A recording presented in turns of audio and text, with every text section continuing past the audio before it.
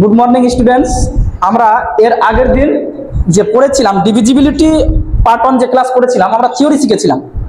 আজকে কিছু থিওরি বাকি ছিল, যে আমি বলেছিলাম সেদিনকে একটা অসিলেটিং মেথড বাকি আছে। এই পদ্ধতিটা কি জিনিস সেখান থেকে আমি স্টার্ট করছি। হ্যাঁ, কিছু থিওরি শিখতে হবে আর যে কিরকম টাইপের। আমি সেদিন ক্লাসে বলেছিলাম যে 7, তারপরে 11, 13, 17, 19, 23, তারপরে আসছে কত 27 হবে, আর 29। এগুলো দ্বারা বিভাজ্যের নিয়ম আমি শিখাইনি সেদিন। হ্যাঁ, কারণ এগুলো অসিলেটিং মেথডে পড়ছে, তো এখানে শিখতে হবে। অসিলেটিং মেথড অ্যাকচুয়ালি এমন একটা মেথড যার মাধ্যমে এই যে এইসব বড় বড় যে সংখ্যাগুলো আছে, কি বলবো, এগুলো যে মৌলিক সংখ্যাগুলো আছে, কোনো সংখ্যা এগুলো দ্বারা বিভাজ্য কিনা এটা বোঝা যায় এর মাধ্যমে। কোনো বড় সংখ্যা এগুলো দ্বারা বিভাজ্য হবে কিনা সেটা কিভাবে বুঝবো, সেটা হচ্ছে অসিলেটিং মেথড। এটা শিখতে হবে, না শিখলেও কোনো ব্যাপার না, কোনো শিখাটা ভালো। এখানে অসিলেটিং মেথড অ্যাকচুয়ালি কি বলতে চাইছে, যে আমরা দেখছি, যখন আমি দেখছি অ্যাকচুয়ালি 7 নিয়ে যখন কাজ করছি, তো এর সঙ্গে এমন একটা সংখ্যা গুণ করব যাতে করে লাস্ট ইউনিট ডিজিট 1 বা 9 আসে। 3 7 21, 3 গুণ করলে কি আসছে 21। আবার যদি 9 তাহলে 49।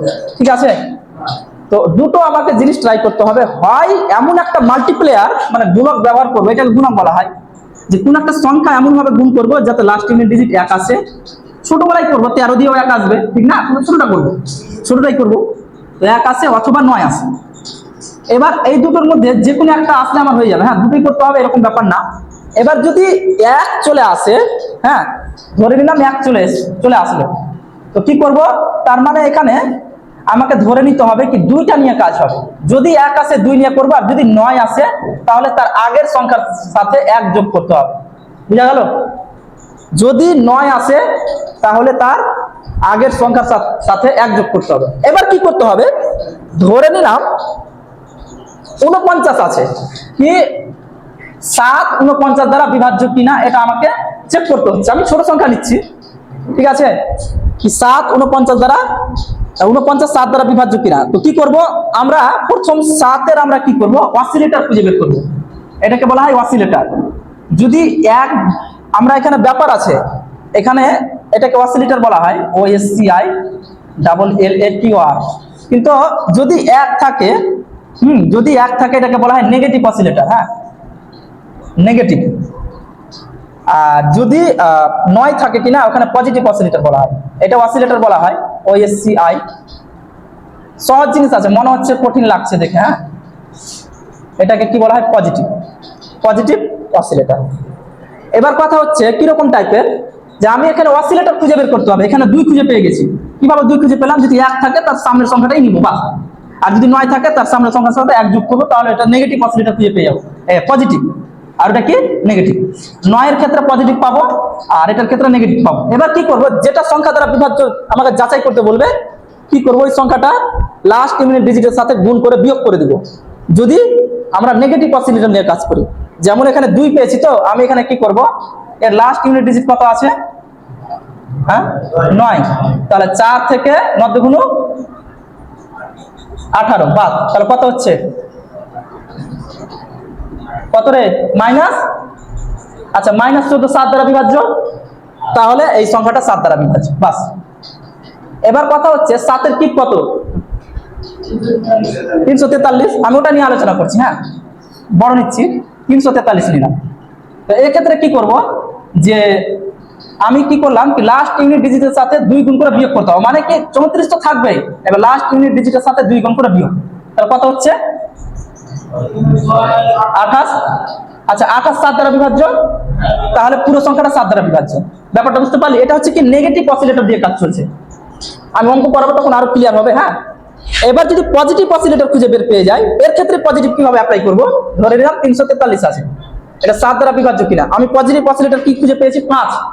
তো পজিটিভের ক্ষেত্রে কি হয়, কি যেটা থাকবে সামনের দুটো সংখ্যা থাকলো, এবার লাস্ট ইউনিট ডিজিটের সঙ্গে ওটা গুণ করে দিতে হয়। ওখানেও গুণ হবে, এখানেও গুণ হবে, কিন্তু এখানে প্লাস হয়ে যাবে।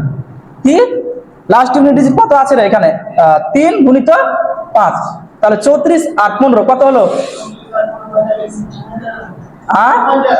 49, 49 7 দ্বারা বিভাজ্য, তাহলে পুরো সংখ্যা 7 দ্বারা বিভাজ্য। এটা হচ্ছে কি, এটাই হচ্ছে কি অসিলেটিং মেথড। বুঝা গেল? হ্যাঁ। তাছাড়া আমরা 7 দ্বারা বিভাজ্যের নিয়ম তো আরো শিখেছি। কি 7 দ্বারা কি শিখেছি, যে সংখ্যাগুলোকে তিনটা তিনটা করে ধরবো, তারপরে অযুগ্ম থেকে যুগ্ম বাদ দেবো। ওগুলো মানে একটু কি প্রবলেম, ওগুলো করতে গেলে ক্যালকুলেশনটা একটু প্রবলেম হয়, ফালতু। এটা হচ্ছে অসিলেটিং মেথডে করলে খুব সুবিধা হয়। বুঝা গেল? এবার এটা শুধু এর ক্ষেত্রে না, এর ক্ষেত্রেও সেম হবে, 11 ক্ষেত্রে হবে, 11 13 সব ক্ষেত্রে এইভাবে করতে হবে। আমাকে যেভাবে হোক লাস্ট ইউনিট ডিজিট 1 বা 9 আনতে হবে। বুঝা গেল? 1 বা 9 আনতে হবে। আচ্ছা, এটা একটাই অঙ্ক বুঝে রাখ। হ্যাঁ, এর অ্যাপ্লিকেশন বা এটা নিয়ে মাথা ঘামানোর এত দরকার নাই। আমি যখন অঙ্ক করাবো কিনা এই জিনিসটা আরো বুঝিয়ে দিব, খুব কাজে লাগে না। বাস, এটা হলো কথা। স্টার্ট করলি? আচ্ছা, আমরা থিওরি তো শিখলাম, ডিভিজিবিলিটির যতগুলো থিওরি থাকে প্রায় ওভারঅল আমরা সবই করলাম।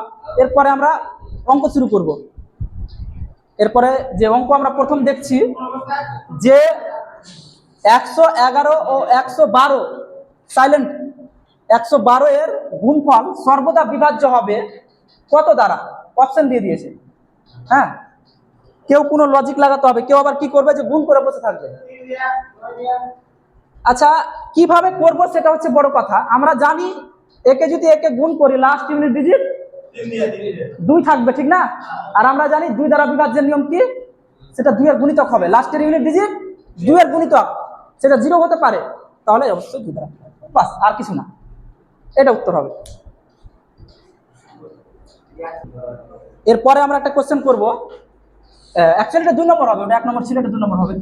যে 7 টু দি পাওয়ার 11 মাইনাস 7 সংখ্যাটি সর্বদা কোন সংখ্যা দ্বারা বিভাজ্য? অপশন এ আছে 11, তারপরে বি 7, সি আছে 70, তারপরে আছে ডি আছে 9। হ্যাঁ, এবার কথা হচ্ছে, আমরা একটা থিওরি পড়েছিলাম কি, এক্স যে কোনো একটা সংখ্যা নিব, ওর পাওয়ারে আমি ধরে নিলাম এম আছে -1। যদি এমটা প্রাইম নাম্বার হয় তাহলে এই সংখ্যাটা কি হবে? এম দ্বারা বিভাজ্য হবে। আমি একটা পড়িয়েছিলাম, অ্যাকচুয়ালি পি দিয়ে করেছিলাম মনে হচ্ছে, পি দিয়ে না, এক্স এর পাওয়ার পি -1, পিটা হচ্ছে প্রাইম নাম্বার। এবার কথা হচ্ছে কি, এটা এক্স যে কোনো সংখ্যা হতে পারে, কিন্তু পাওয়ারে সেটা কি হবে? প্রাইম নাম্বার লাগবে, প্রাইম নাম্বার। এখানে 11 প্রাইম নাম্বার আছে, আর এটা অ্যাকচুয়ালি 1 হবে না, এক্স হবে। এক্স এর পাওয়ার পি -1 নিলে 1 হবে, শুধু থাকলে এক্স হবে। বাস, এই সংখ্যাটা পি সর্বদা পি দ্বারা বিভাজ্য হবে, পি দ্বারা। তাহলে এখানে সেম, তাহলে এটা কত দ্বারা হবে? 11 দ্বারা হবে। বাস, 11 দ্বারা বিভাজ্য। হ্যাঁ,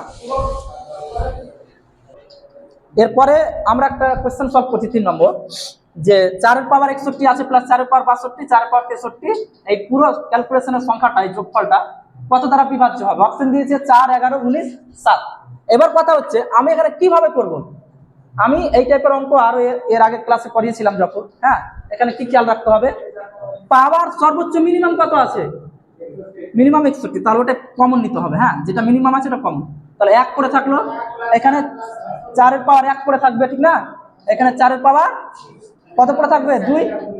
তাহলে দেখ, এটা 4 এর পাওয়ার 61 থাকলো, এখানে 4 আর 1 এ 5, আর এই 4 4 এ 16 আর 5 এ 21, 21 মানে 3 গুণিত 7, 3 গুণিত 7, 3 তো নাই, এই সংখ্যাটা এইভাবে আছে, তার মানে এই সংখ্যাটা 3 দ্বারা বিভাজ্য হবে, 7 দ্বারা হবে, 4 এর পাওয়ার 61 দ্বারাও হবে, 4 এর পাওয়ার 61 দ্বারাও হবে, কারণ এটা ফ্যাক্টর তো। তাহলে এখানে যেহেতু 7 আছে, এটা উত্তর হবে। শুভ। এরপরে একটা কোশ্চেন করব, বলছে কি 2 এর পাওয়ার 16 মাইনাস 1 সংখ্যাটি কত দ্বারা বিভাজ্য? কোশ্চেনটা এসএসসি সিজিএল 2011 সালে পড়েছে, অপশন দিয়ে দিয়েছে। আচ্ছা, কিভাবে করব? প্রথমত দেখ, আমি এটাকে করছি 2 এর পাওয়ার 8 তার স্কয়ার মাইনাস 1 এর স্কয়ার, তাহলে কত হচ্ছে? 2 এর পাওয়ার 8 প্লাস 1, আর 2 এর পাওয়ার 8 কত হয় রে? 2 এর পাওয়ার 8 মানে 4 এর পাওয়ার 4। এটা জানিস কি, 2 এর পাওয়ার 8 মানে কত লিখতে পারি? 2 এর স্কয়ার তার 4, ঠিক না? এবার 2 এর স্কয়ার যদি করি 4 দুগুণ 8 হচ্ছে, তাহলে 4 এর পাওয়ার 4, 4 এর পাওয়ার 4 মানে কি? 16 এর স্কয়ার। হ্যাঁ, ওটাই তো। এবার কথা হচ্ছে এর ক্যালকুলেশন কত হবে? 2 এর পাওয়ার 8 প্লাস 1, এটা অ্যাকচুয়ালি 2 এর পাওয়ার 8 প্লাস একই থাক, পড়ে থাক। এখানে কত হবে? 256। 2 এর পাওয়ার 8 কত? 256, 8 কত হচ্ছে ক্যালকুলেশনে? মানে 16 এর স্কয়ার, 256। এখানে নেগেটিভ আছে তো, তাহলে 256 হয়, তাহলে 255। আচ্ছা এটাকে স্প্লিট কর, ব্রেক করতে হবে, ব্রেক কর, কারণ এত বড় তো অপশন নাই। তাহলে 5 দিয়ে যা, 5 5 25, 5 1 5। তাহলে এখানে আলটিমেটলি 5 তো নাই অপশনে, আর এর মধ্যে 17 ঢুকা 3 17 51 17 ঢুকা আছে, কিন্তু তো 3ও নাই, তাহলে উত্তর 17 হবে। এখানে 17 অলরেডি ঢুকে আছে। বাস, ঢুকলো মাথায়। এরপরে একটা কোশ্চেন দেখছি আমরা, কি বলছে 49 এর পাওয়ার 15 মাইনাস 1 সংখ্যাটি কত দ্বারা বিভাজ্য? অপশন দিয়েছে। হ্যাঁ, আচ্ছা সিজিএল এর কোশ্চেন এটা পড়েছিল প্রিভিয়াস ইয়ারে। এবার কথা হচ্ছে, আমি এখানে জানি, আমি পড়েছিলাম কি এর পাওয়ার যদি m হয় মাইনাস বি এর পাওয়ার যদি m হয়, কারণ 1 এর পাওয়ার 15 করতেই পারি। এর factor a plus B, sorry a minus B হবে একটা ফ্যাক্টর, a মাইনাস বি হবে যদি এটা কি হয়, অড হয়। তো 15টা অড না ইভেন, অযুগ্ম তো অড, তো অড যদি হয় এর একটা ফ্যাক্টর আমরা কি পাবো, 49 মাইনাস 1, তার মানে কত রে, 48 পেলাম একটা ফ্যাক্টর, ঠিক না? এবার কথা হচ্ছে যে 49 এর পাওয়ার 15 আছে, যদি এটা এরকম হতো, যদি ইভেন হয়ে যেত, যদি ইভেন হতো তাহলে 49 প্লাস 1 একটা ফ্যাক্টর হতো, আর 49 মাইনাস 1 হতো। কিন্তু এখানে যেহেতু ওয়ার্ড আছে, তাহলে 49 মাইনাস 1 একটা ফ্যাক্টর, আমি থিওরি করিয়ে দিয়েছিলাম। তো এখানে 48 হচ্ছে। আচ্ছা 48 যদি হয় তো কোনটা হওয়ার চান্স আছে? অপশন ডি, কারণ 48 এর মধ্যে আর দুটো আছে, ঠিক না? একে তো ভাঙতে পারি।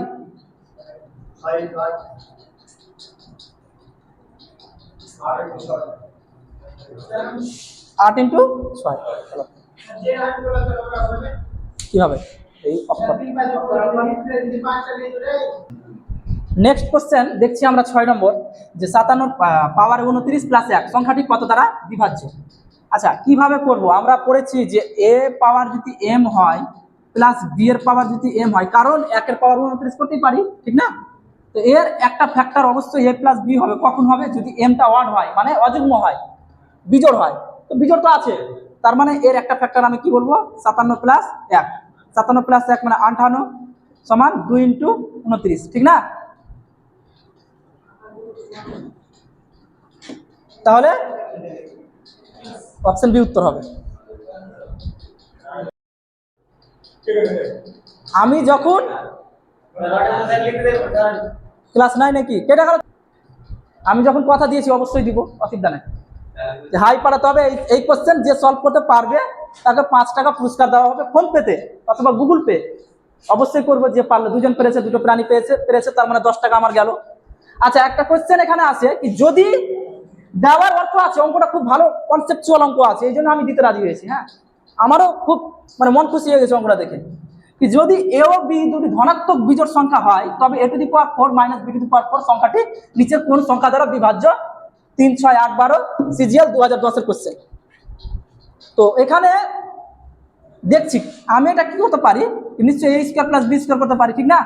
ভাঙছি তো, a স্কয়ার তার স্কয়ার আছে, a টু দি পাওয়ার 4 মানে কি, a স্কয়ার তার স্কয়ার মাইনাস b স্কয়ার তার স্কয়ার, এটাকে আমি লিখতে পারছি a স্কয়ার তার স্কয়ার মাইনাস b স্কয়ার তার স্কয়ার। তাহলে এটাকে a ভাবলাম, এটাকে b ভাবলাম, তাহলে a plus b into a minus b। তাহলে আলটিমেটলি এটা কি আসবে, আবার a plus b into a minus b, ঠিক না? কারণ এটাকে আবার ভেঙে দিলাম। তো আমরা জানি বিজোড় সংখ্যা কিভাবে লিখতে হয়। একটা বিজোড় সংখ্যা যদি k মাইনাস 1 হয়, তাহলে আর একটা কি হবে, যদি k মাইনাস 1 বিজোড় হয়, তাহলে k হবে কি, জোড়, আর k প্লাস 1 আবার কি হবে, k প্লাস 1টা বিজোড় হবে। তাহলে ধরে নিলাম এর ভ্যালু হচ্ছে k প্লাস 1 আর b এর ভ্যালু k মাইনাস 1, তাহলে এটা হলো।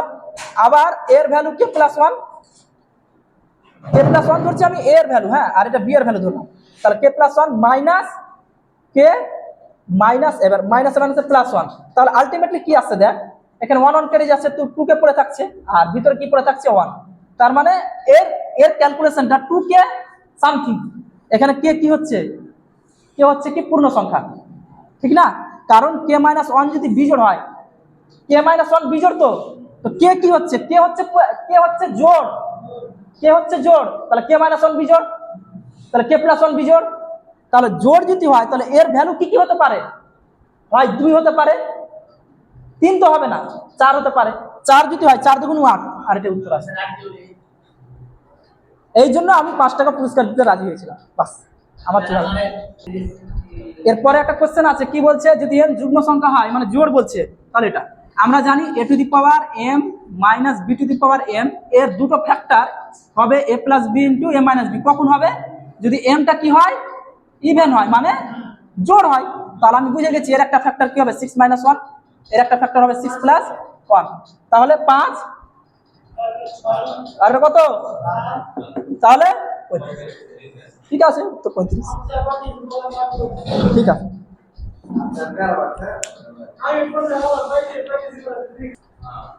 এরপরে নেক্সট কোশ্চেন দেখছি আমরা, কি স্টার স্থানে কোন সংখ্যা, কোন অঙ্ক বসালে সেটা 63576 স্টার 2 সংখ্যাটি 8 দ্বারা বিভাজ্য হবে। তো কেউ এরকম করতে পারে, বেশিরভাগ স্টুডেন্ট কি করবে, 8 দ্বারা বিভাজ্য করতে যাবে, হ্যাঁ, কি ওই কি করবে, অপশন টেস্ট করবে, 1 বসাবে, 2 বসাবে, 4 বসাবে, 3 বসাবে। আমার কথা হলো, কোন সংখ্যা যদি 8 দ্বারা বিভাজ্য হয়, তাহলে আমি বলতে পারবো সেটা 4 দ্বারাও হবে, সেটা 2 দ্বারাও হবে, ঠিক না? তো আমি নিশ্চয়ই দেখতে পাচ্ছি, যদি আমি এই সংখ্যাটাতে কোনো একটা অপশন বসালাম, তার মানে সেটা 4 দ্বারা তো হবে। যদি 1 বসাই তাহলে 4 দ্বারা বিভাজ্য হওয়ার কথা, কারণ 12 4 দ্বারা বিভাজ্য। 4 দ্বারা বিভাজ্যের নিয়ম কি, লাস্ট 2 ইউনিট ডিজিট 4 দ্বারা বিভাজ্য। আচ্ছা, 1 যদি বসে তাহলে পসিবিলিটি আছে, আচ্ছা থাকলো। 2 বসালে কোনো পসিবিলিটি নাই, কারণ 22 4 দ্বারা বিভাজ্য নয়। আচ্ছা, 42 4 দ্বারা বিভাজ্য নয়, ঠিক না? তারপরে 32 4 দ্বারা বিভাজ্য। আচ্ছা, যদি 32 হয় তাহলে 3 আছে এখানে, তাহলে ই দিয়ে 8 দিয়ে কর, তাহলে কত দিয়ে যাবো, প্রথম 7 8 56, কত পড়ে থাকছে 72, তাহলে 8 9 72, তাহলে 3 দ্বারা ফেলে দিচ্ছি। এবার কারো কোশ্চেন কি, স্যার 1 দিয়ে হবে না, কারণ 1 বসালাম তো 7 8 56, তাহলে কত 5 52, তাহলে 52 কে ফের 8 কাটতে পারবেন, তাহলে অপশন একটা তো বাদ পড়ে গেছে, তাহলে অপশন ডি উত্তর। বাস, এখানে মাথায় রাখতে হবে, কোন সংখ্যা 8 দ্বারা বিভাজ্য হলে সেটা 4 দ্বারা হবে, 2 দ্বারাও হবে। বাস। এরপরে নেক্সট কোশ্চেন দেখছি, কি বলছে, কি 3 অঙ্ক বিশিষ্ট কোন সংখ্যার অঙ্কগুলির সমষ্টি সংখ্যাটি থেকে বিয়োগ করলে, মানে ধরে নিলাম একটা 3 অঙ্ক বিশিষ্ট সংখ্যা আছে, ওর থেকে অঙ্কগুলির সমষ্টি বিয়োগ করছে, এই যেটা রেজাল্ট আসবে কিনা সেটা কি দ্বারা বিভাজ্য। এটা একটা থিওরি আছে, সেটা 9 দ্বারা বিভাজ্য হয়, আর আমরা জানি সেটা 9 দ্বারা হলে কি হবে, সেটা 3 দ্বারা হবে।